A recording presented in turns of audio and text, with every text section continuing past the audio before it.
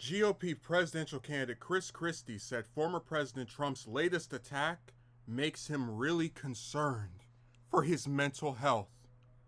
When he says stuff like that about somebody who supported him in 2016, prepared him for the debates with Hillary Clinton, supported him in 2020, and prepared him for the debates with Joe Biden, if I was so useless and dumb and deranged, how did all that stuff happen?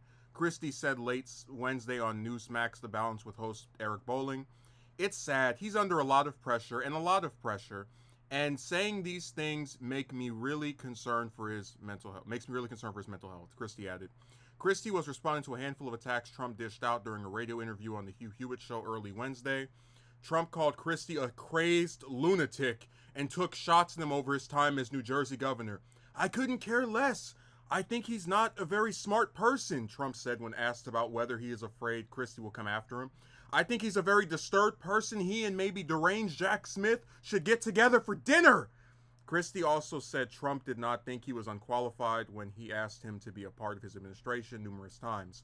I feel bad for Donald. I really do. You know, he's out there saying that I'm not very smart, that I'm very deranged, he said. Look, he didn't think that, Eric, in 2018, when he offered the White House chief of staff, he said. He didn't think that in 2016, when he made me chairman of his transition. He didn't think that in 2017, when he made me chairman of his opioid commission. He didn't figure it out when he offered me Secretary of Homeland Security twice and Secretary of Labor. Unsurprisingly, as we sit here and go over these remarks, I'm on Christie's side, and I'll explain why in a second. But what a insane level of attacks. He's very deranged. Him and the guy going after me, Jack Smith, should have dinner together because they're both so crazy or some kind of thing. What's nuts to me is that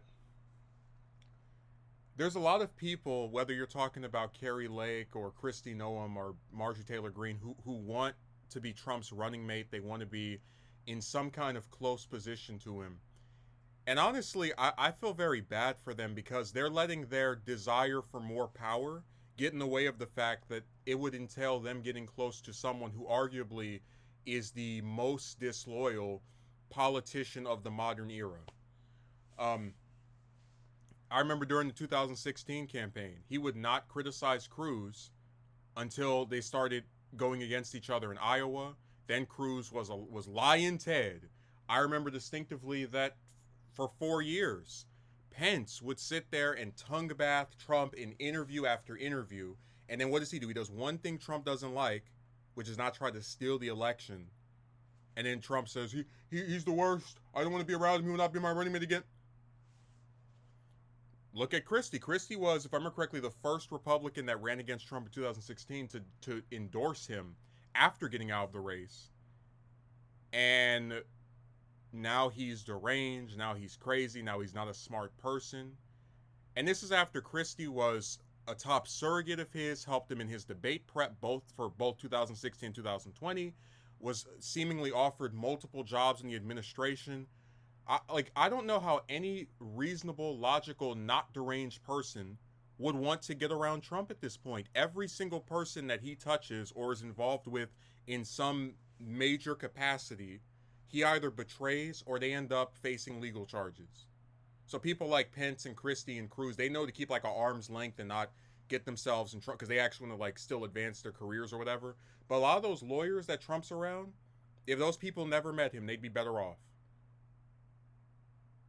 But it's like there was a book that came out, it was called Everything Trump Touches Dies or something, but literally every person that he gets around, if they're around him for a few weeks, a few months, a year, he will eventually, inevitably turn on them.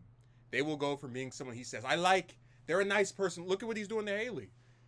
Talked about how great of a UN ambassador she was at one point. They were even alleged to have an affair together. And now she's the real Nikki Haley. Like, what is that? Same thing with DeSantis.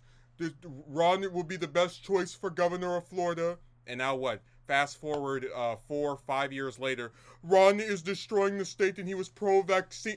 This is like every single person, almost like a comedy show. He switches. Even Hillary. We had people pulled up an interview of him from, what was it, 2008?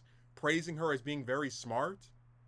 So, like I said, I feel bad for Christie for even getting involved with Trump, but I feel bad for any person that is stupid enough to think getting around him is going to do any service for them other than legal charges and being backstabbed by him, just like every single other person that's had the misfortune of knowing him. And I don't even usually like lauding personal attacks like that, but like any normal individual can look at what's going, and people have made the same point. Because in the Republican primary, the only one who's like really just not criticizing Trump at all is Ramaswamy. Trust me, if he gets to 20, 30 points, he'll be the next one. Trump will talk about, he is inexperienced, his business is doing poorly, he did not like me, he betrayed me, he said bad things about me in his book 2 years ago. That's coming. Any person who is not deranged would be fine criticizing him, would try to stay away from him. But because he still runs the Republican Party, at least as far as, you know, the voters like him, a lot of politicians have to turn off their brains and act like they're, you know, that they love him. So they're going to end up getting the same backstabbing that Christie received.